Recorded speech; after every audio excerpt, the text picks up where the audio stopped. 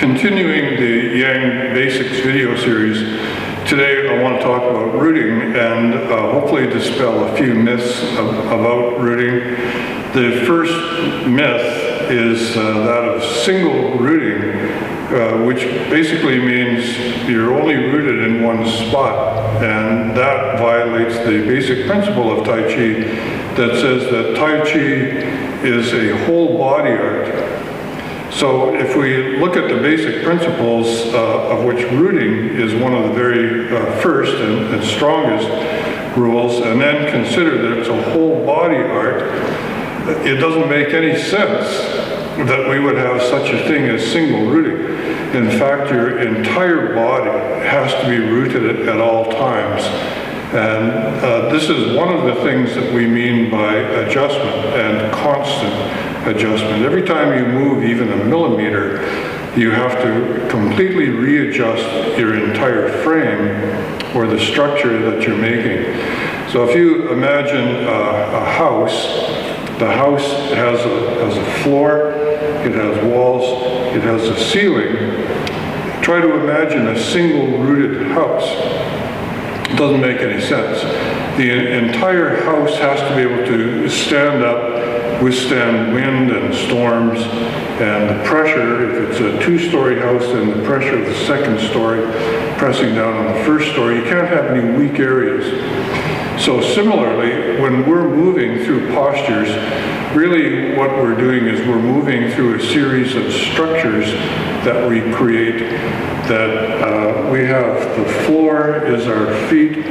In some ways you could say from the hip to the foot is the floor, and the walls are the torso, the sides of the torso and the front and back of the torso. In some postures, even this area that we stretch open frequently can be considered part of the wall. And of course the ceiling has to be very strong, which means no drooping, no collapsing. We have to have a very strong structure at all times. So standing in a very basic stance like this, easy enough to test to see if you've got some rooting, satisfactory rooting that is going on in the lower body. And one way to do that is to have someone press on your thighs, or make it a little easier if you can bend your hips, have someone bend on, push down on your hip joint. So going backwards, if you do something like this and somebody pushes, then it's very obvious you have no root. This is a dead zone at this point. What has to happen, and I did mention this in the first video of this series, is that before we start going back, now let me just pause for a moment. We don't have linear back and forth movement in Tai Chi. When you do see people doing linear movement, that clearly tells you that they don't know very much about Tai Chi. In fact, what our hips are doing, our hips are what moves us. The hips make a figure eight. It's elongated on the more or less straight part, and then it's a very small rotation at each end. So there's a curve, and then a rotation, and then a round, long curve and a rotation. That's happening constantly as we move back and forth, and it's all a result of hip adjustment.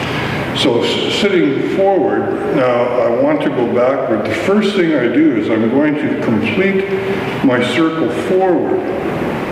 So sitting like this, I haven't sunk as much as I can, and I haven't turned left as far as I can. So this could be the end of push or press, several other postures.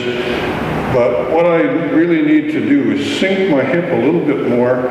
That causes me to turn left a little bit more, and then I sink.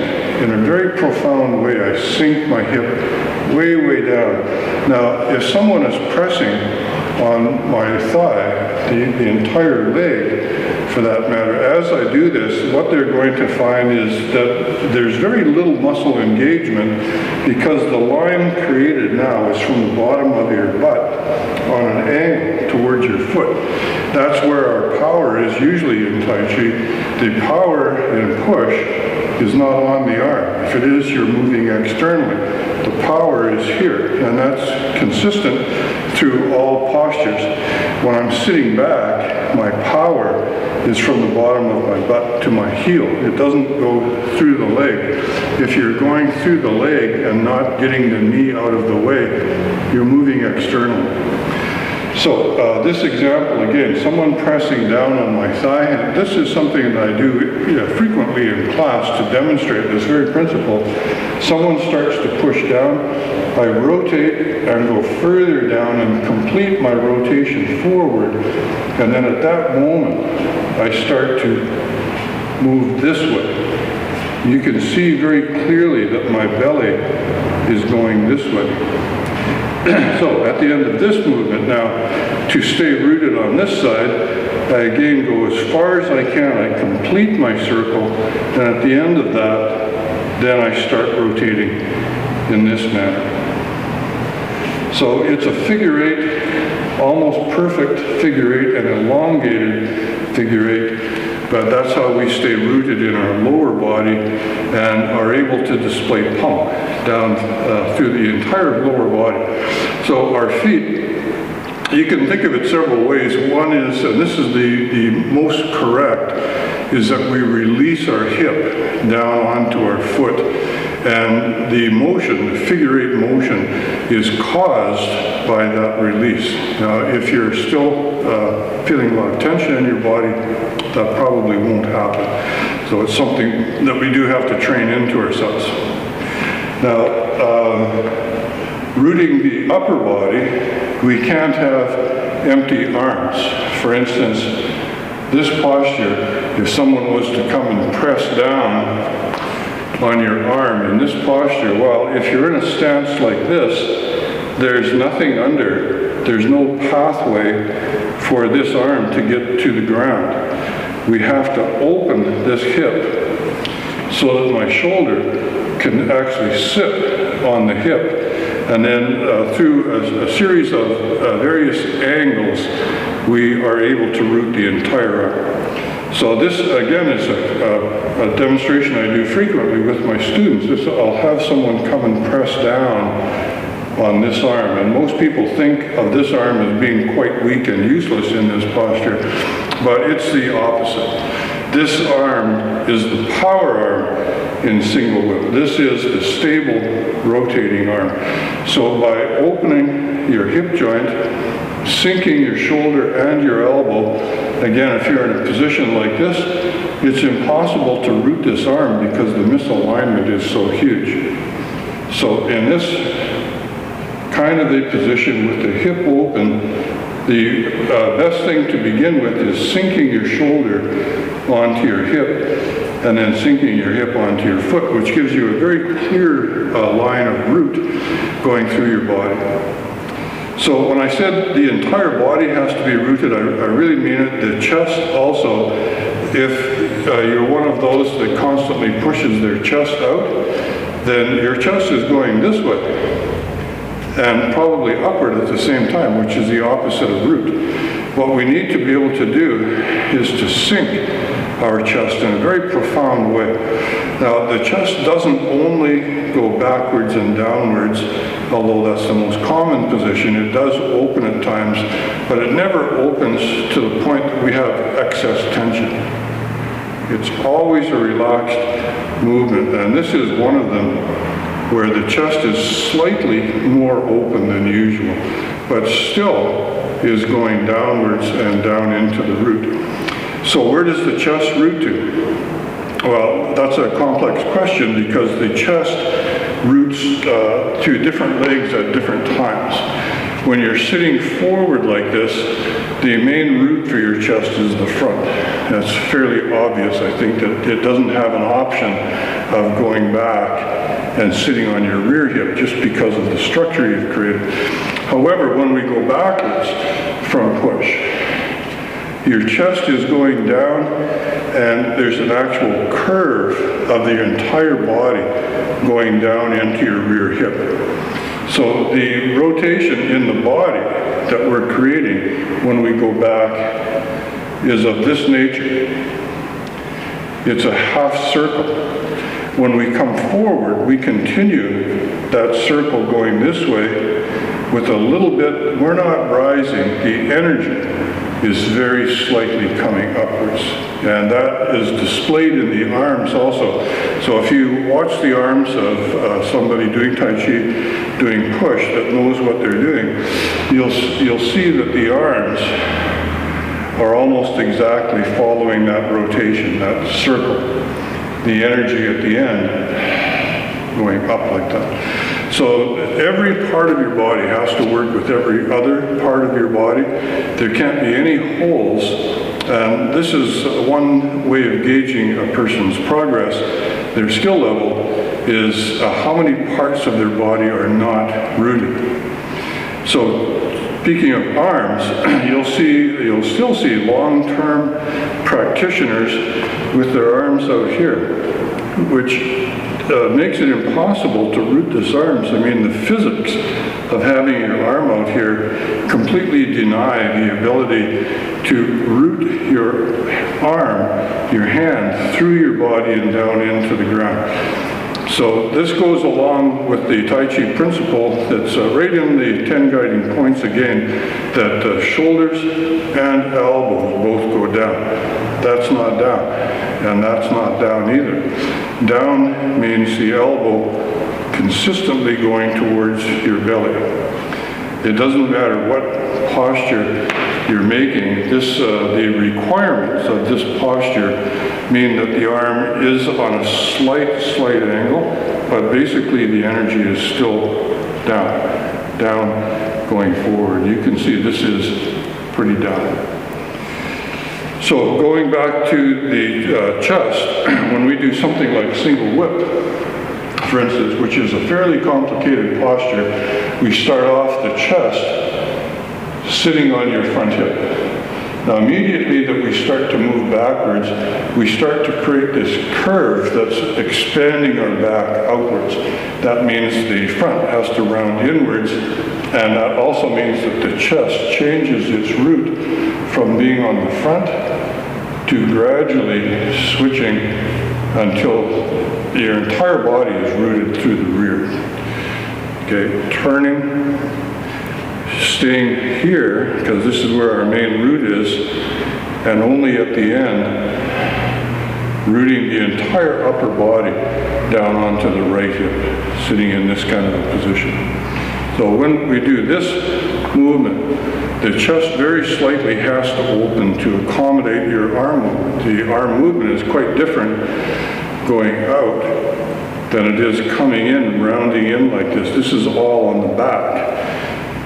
When we go into this position, the chest has a very slight stretch onto it. Now, when we step from this part, beat 4 of single whip, to this part, what we're doing is we're enhancing the root on the right side. We enhance that root not by falling off of it and completely losing control of our body, which is what fall means, but instead we go back, slight curve backwards, so that our root on the right side, the side we're stepping from, is enhanced, not that we're losing root.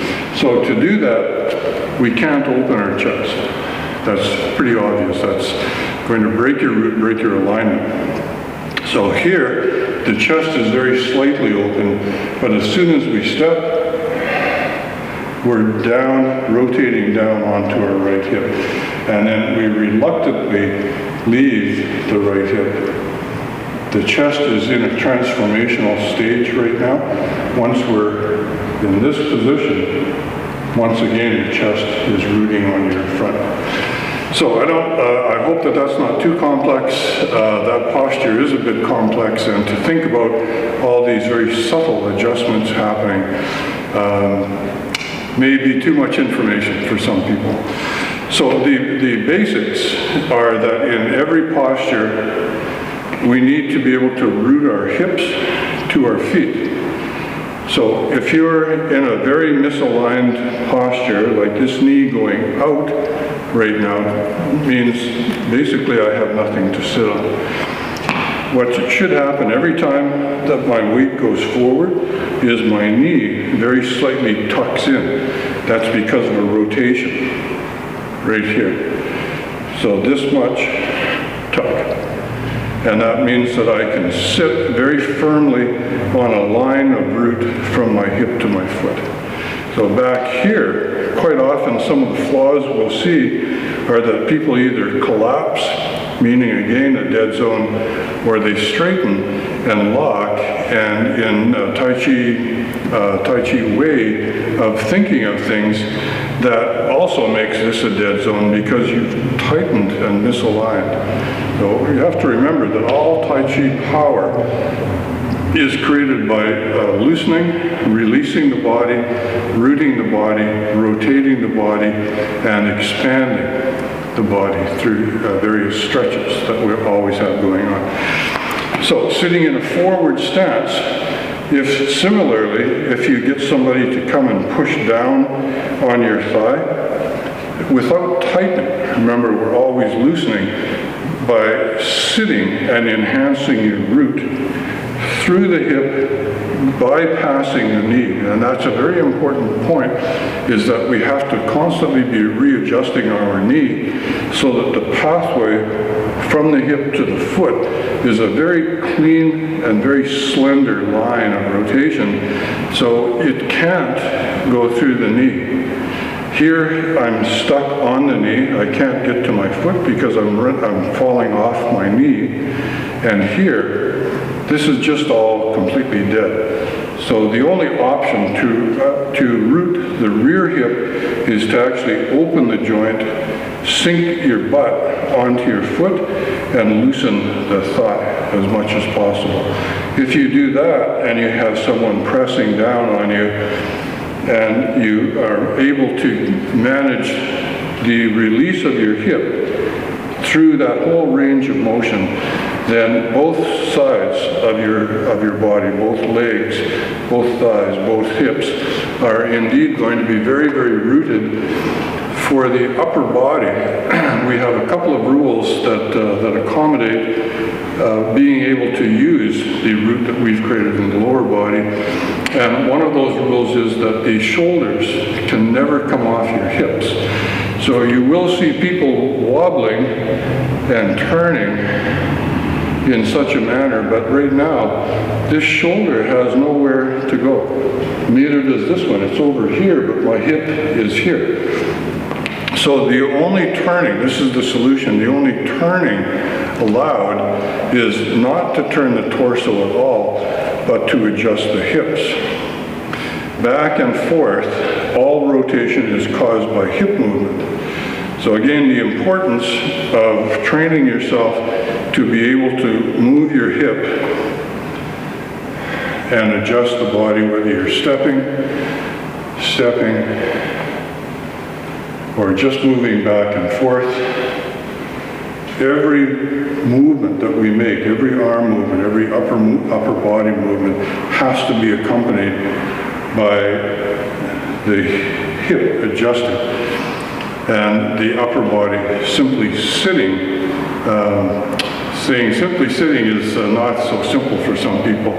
And here's actually a pretty good way to test yourself if you've got a good imagination. I used to use this method frequently. I would imagine that I've got a tin can full of cement attached to each wrist, pulling my arms down. So sitting basically in the center like this arm and connected shoulder can sit on this hip, allowing my arm to fully release downward. So putting yourself into a push position, that same line downward now ends at your elbow. But if you imagine someone pressing down on your elbow or on your upper arm,